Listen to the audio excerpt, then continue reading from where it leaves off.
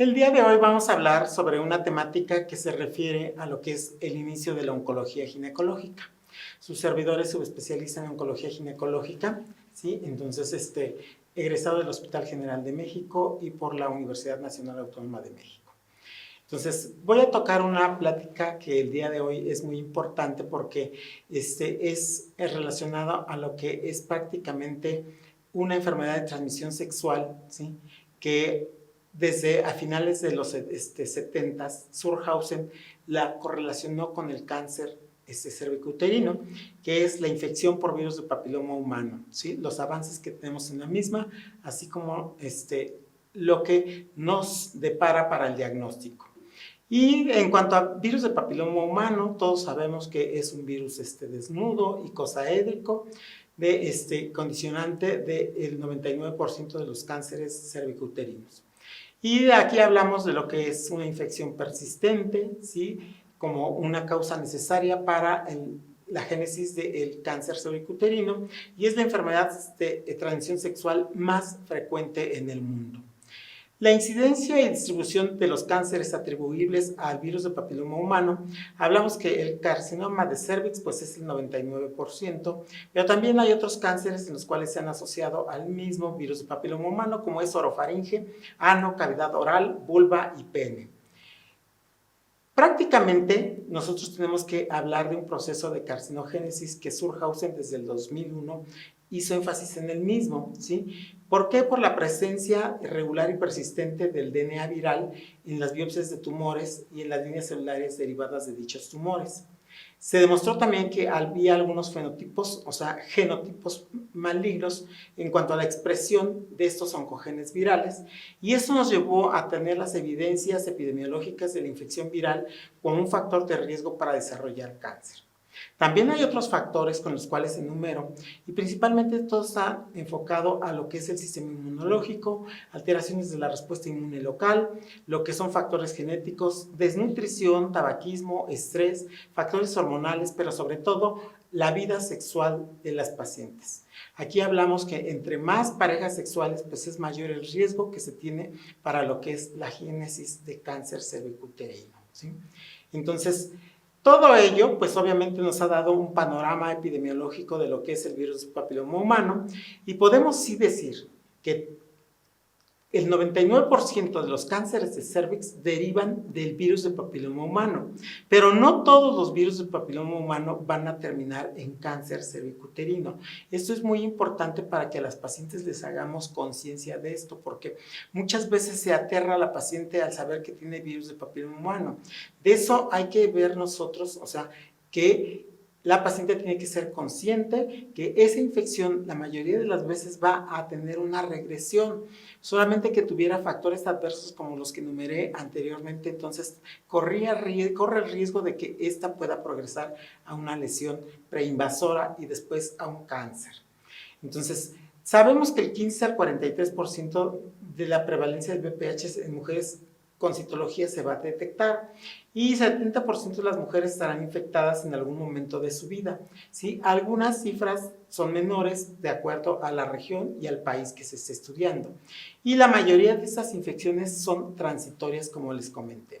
Entonces, tiene que estar pues el epitelio normal. Para que este epitelio tiene que tener alteraciones que hagan que la infección por virus del papiloma humano prolifere en el mismo, la persistencia de esta infección asociado a los cofactores que mencionamos para que se dé esta infección y pueda pasar a lo que son las neoplasias intraepiteliales grado 1, 2 y 3.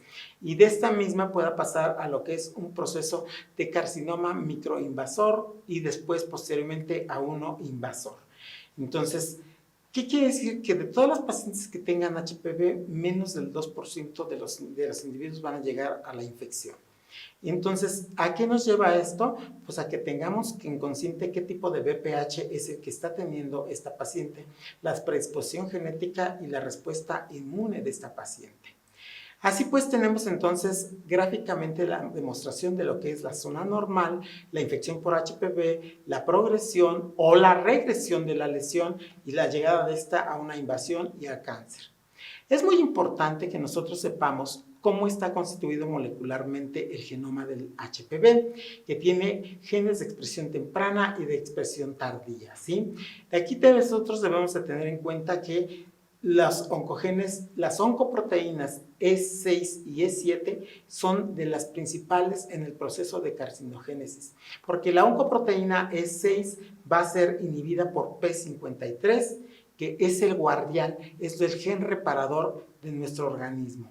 Y la proteína RB, que también es una proteína inmunomoduladora, es inhibida por la oncoproteína E7 del genoma viral.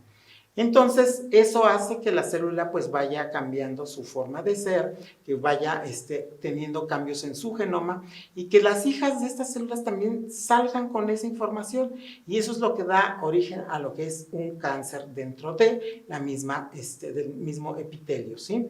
Principalmente, ¿en dónde se va a dar esto? En lo que es la zona de transformación. ¿Sí? Recordemos que en la zona de transformación es donde el 95-99% de los cánceres de cervix se van a originar ahí. La zona de transformación es una zona rica en metaplasia, rica en DNA, que es lo que le interesa al virus del papiloma humano. Entonces, ¿qué podemos decir? Que el virus del papiloma humano es una infección de transmisión sexual muy común, que puede tener regresión de acuerdo al sistema inmunitario del paciente. El carcinoma cervicuterino siempre está causado por el VPH. Tener VPH no significa que la mujer desarrollará carcinoma cervicuterino, y más del 90% de las infecciones detectadas se eliminan generalmente en los 24 meses siguientes, y la infección por VPH de alto riesgo, que persiste por más de 4 años, aumenta el riesgo para que se desarrolle cáncer cervicuterino, ¿sí? Entonces, el VPH es la causa necesaria de cáncer cervicuterino, pero no la suficiente. Y hablamos entonces nosotros de VPHs de alto y de bajo riesgo. Bajo riesgo es el 6 y el 11, y generalmente causan verrugas. Alto riesgo es el 16, el 18, ¿sí? 58, entre otros, y son los condicionantes de cáncer. El genotipo 16 está ligado al carcinoma escamoso de cervix, y el genotipo 18 está ligado al adenocarcinoma de cervix. Entonces, nos sirve mucho en nuestros días hacer el diagnóstico molecular. El diagnóstico molecular, hay dos métodos principalmente para realizarlo, que es las pacientes deben de someterse en mayores de 35 años. En algunos países se ha adoptado hasta 30 años para que se haga el diagnóstico molecular. No está justificado hacerlo en pacientes menores. ¿Por qué? Porque la alta prevalencia de infección por HPV va a ser alta en las etapas, o sea, jóvenes, las pacientes. Entonces, los métodos que se han aceptado para estas pruebas, entonces, es la prueba de captura de híbridos 2 y la PCR. Son los dos métodos que más se han aceptado. La prueba de captura de híbridos tiene un pool, el cual nos dice si es de alto o bajo riesgo, ¿sí? De acuerdo a las copias, o sea, que se tengan dentro de la hibridación que se utilizan, ¿sí? Y nos va a decir si es de bajo o alto riesgo. No nos dice qué genotipo es, pero nosotros sabemos qué pool está teniendo para alto o bajo riesgo. Y la PCR, mediante la prueba de Cobas, ella sí nos dice qué genotipo tiene el paciente. Realmente no nos produce una gran aportación el saber qué genotipo tiene, porque no va a cambiarnos la conducta de manejo para lo mismo, ¿sí?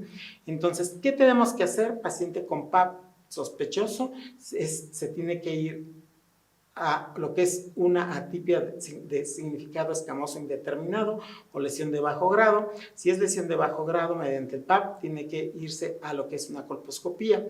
Si es una atipia de significado indeterminado escamoso, tiene que hacer la prueba de HPV. Si esta sale positivo, va hacia la colposcopía. Si esta sale negativa, pues se va hacia un tamizaje anual. Y de esta forma, pues entonces podemos decir que en mujeres mayores de 30 años se puede hacer el COTES, que es la prueba de VPH con el PAP. Si estas salen negativas, tenemos hasta un intervalo de 3 a 5 años para repetir la prueba. Se requiere genotipificar, pues básicamente como un proceso de investigación, un proceso epidemiológico, porque no se justifica del todo, o sea,